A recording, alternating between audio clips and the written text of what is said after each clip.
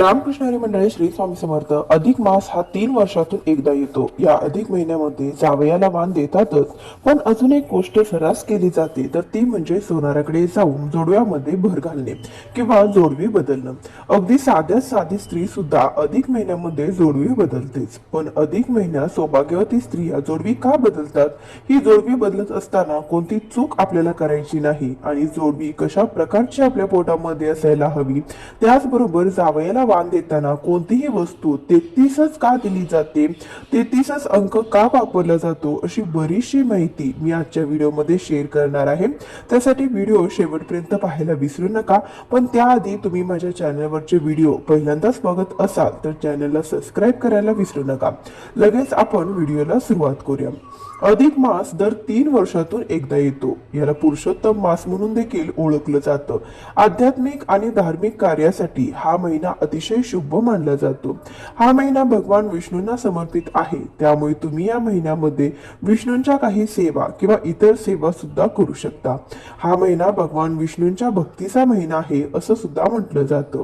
त्यामुळे या महिन्याला पुरुषोत्तम मास असं देखील संबोधलं जातं. आणि अधिक महिन्यात सर्वात महत्वाची केली जाणारी गोष्ट म्हणजे जावयाला वाण देणे. तर या महिन्यामध्ये जावयाला नारायण स्वरूप समजून त्यांना वाण दिले जाते, त्यांचे आदरातिथ्य केलं जातं. या महिन्यामध्ये नारायण स्वरूप समजून आपल्या जावयाला वाण म्हणून देण्याची पद्धत आहे. त्याचबरोबर अधिक मासामध्ये 33 या आकड्याचे महत्व काय आहे तर पहा. अधिक महिना हा 32 आणि 16 दिवस आणि 8 तासानंतर येतो, म्हणजे साधारण 33 महिन्यानंतर येत असतो. या 33 महिन्यांसाठी म्हणून 33 वस्तूंचे दान केले जाते आणि याचा उल्लेख अनेकदा 30 आणि 3 असा सुद्धा केला जातो. हा महिना दर 33 महिन्यांनी येत असतो, म्हणून अधिक मासामध्ये 33 ही संख्या महत्वाची आहे.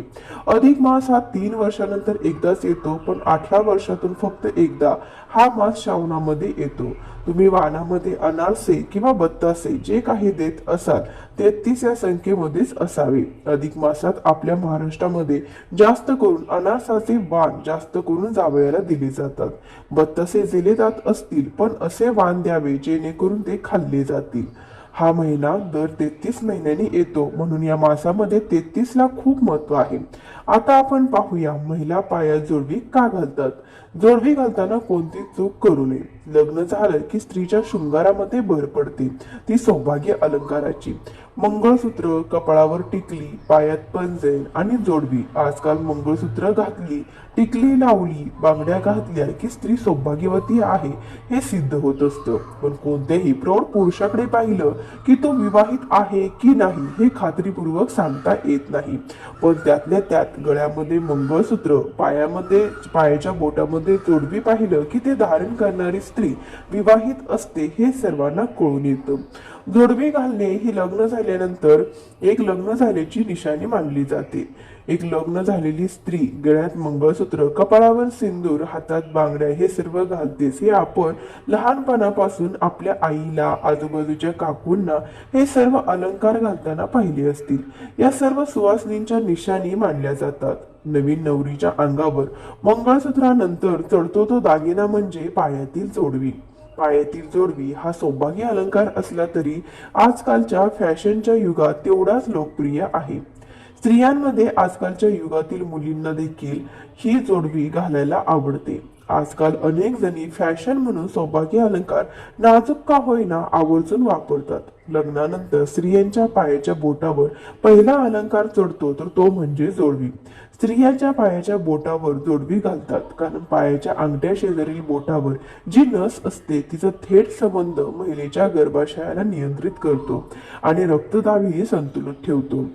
त्याचबरोबर जोडवी घातल्याने महिलेला अनेक फायदे जे आहेत तर ते होतात, कारण चांदी हा धातू ऊर्जावाहक आहे. त्यामुळे पाय जमिनीला टेकलेले असल्यामुळे जमिनीची ऊर्जा शरीरात प्रवेश करते. त्यामुळे दोन्ही पायातील जोडवी शरीरातील ऊर्जा समतोल राखण्यास मदत करतात. सध्या फॅशनच्या युगामध्ये त्याची पूर्वीसारखी मोठी जोडवी वापरत नसली तरी सध्या नाजूक नक्षीकाम केलेली जोडवी वापरण्याकडे स्त्रिया जास्त प्राधान्य देतात. पूर्वी आवर्जून चांदीची जोडवी पायात घातली जात असत. त्यावेळी पायातील बोटात 2, 5, 7 वेळेची जोडवी पाहायला मिळायची. आता यामध्ये स्टीलची मेटलची जोडवी सुद्धा बाजारामध्ये अगदी ट्रेंडमध्ये फेरीवाल्याकडून सहज मिळत आहेत. आता कमी वजनाची नाजूक जोडवी, वेगवेगळ्या आकाराची मणी, घुंगरू, नक्षीकाम अशी अनेक आकारातील वजनामध्ये जोडवी बाजारामध्ये उपलब्ध आहेत. इमिटेशन जोडव्यामध्ये 20 रुपयापासून ते 500 रुपयापर्यंत जोडव्याच्या किमती आहेत आणि त्या सर्वसामान्यांना परवडण्यासारख्या सुद्धा आहेत. नववधू पासून ते वृद्ध महिलापर्यंत सर्वजण जोडवी आवर्जून वापरत असतात. पायात जोडवी घालण्याचे फायदे सांगायचे झाले तर शरीरातील प्रजनन क्षमता चांगली राहते. हृदयाची गती नियंत्रित करण्यासाठी जोडवी उपयुक्त आहेत. जोडवी घातल्याने थायरॉइडचा धोका कमी होतो. जोडवी घातल्याने मासिक पाळीमध्ये येणाऱ्या अडचणी कमी होतात. मासिक पाळी नियमित होते. त्याचबरोबर विशिष्ट रक्तवाहिनी व दाब निर्माण होत असल्यामुळे गर्भाशयाला रक्त पुरवठा सुरळीत होतो. गर्भाची संवेदनशीलता वाढते. जोडवी घातल्याने शरीरातील सर्व नस आणि मांसपेशी व्यवस्थित काम करतात. दोन्ही पायात जोडवी घातल्याने ऊर्जेचे प्रमाण व्यवस्थित राहते. हे झाले जोडवी घालण्याचे फायदे. अशा अनेक जोडव्या आहेत की ज्या पायामध्ये घालू नये असं सांगितलं जातं की त्यामध्ये पहिलं म्हणजे वेणीची जोडवी घालू नका असं सुद्धा सांगितलं जातं. आता हल्ली अगदी सोन्याची सुद्धा जोडवी मिळतात, किती पण कमी वजनाची मिळतात, पण चांदीची जोडवी आपल्याला आपल्या पायाच्या बोटामध्ये घालायची आहेत. हे सगळे दागिने तुम्ही फॅशन म्हणून घालू नका, तर या प्रत्येक दागिन्यामध्ये काहीतरी शास्त्र आहे. सोने चांदी घातल्यामुळे आपल्याला प्रत्येक वेगवेगळ्या प्रकारची ऊर्जा मिळत असते. त्याचबरोबर पायाच्या बोटामध्ये सोन्याची सुद्धा जोडवी कधीही घालू नये. ही चांगली परिस्थिती, तुमची कितीही चांगली परिस्थिती असू द्या, पण सोन्याची जोडवी तुम्ही कधीही किंवा पंजन कधीही चुकून देखील आपल्याला पायामध्ये घालायचं नाही. जोडवी ही चांदीचीच असावी. जोडवी आणि पंजन कधीही सोन्याचे घालू नये. जर तुम्ही या दोन्हीपैकी काही जरी सोन्याचे घातले तरी देखील माता लक्ष्मीचा अपमान होतो असं म्हटलं जातं. कारण कमरेच्या खालचा कुठलाही दागिना कधीही सोन्याचा नसावा, कारण सोन्याला माता लक्ष्मीचा दर्जा दिला जातो, लक्ष्मी मातेचा मान दिला जातो. त्यामुळे कमरेखालचे दागिने हे नेहमी चांदीचे असावेत. अशा प्रकारे अधिक मासामध्ये आईने लेकीला, लेकीने आईला, बहिणी असतील तर एकमेकींना, मावशी असेल तर मावशीला किंवा मावशीने लेकीला, मावशीने मुलीला, अशा प्रकारे तुम्ही एकमेकींची जोडवी बदलू शकता. एकमेकींच्या जोडव्यामध्ये भर घालू शकता.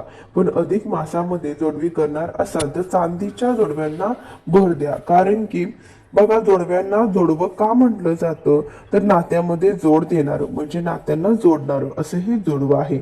हल्ली पती पत्नीमध्ये भांडणे, वादविवाद होत राहतात, दुरावा होतो.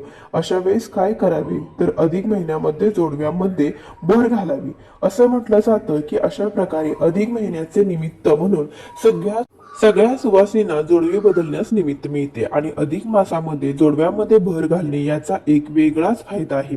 त्यामुळे तुम्ही सुद्धा येत्या अधिक मासामध्ये तुमची जोडवी नक्कीच बदला. तर आता आपण पाहूया अधिक मासामध्ये काय करावे आणि काय करू नये. तर साक्षात भगवान विष्णूंनी या मासाची जबाबदारी घेतलेली आहे. त्यामुळे हाताने काम आणि मुखाने नाम घेत सत्कार्यामध्ये शारीरिक, मानसिक, आर्थिक गुंतवणूक करावी.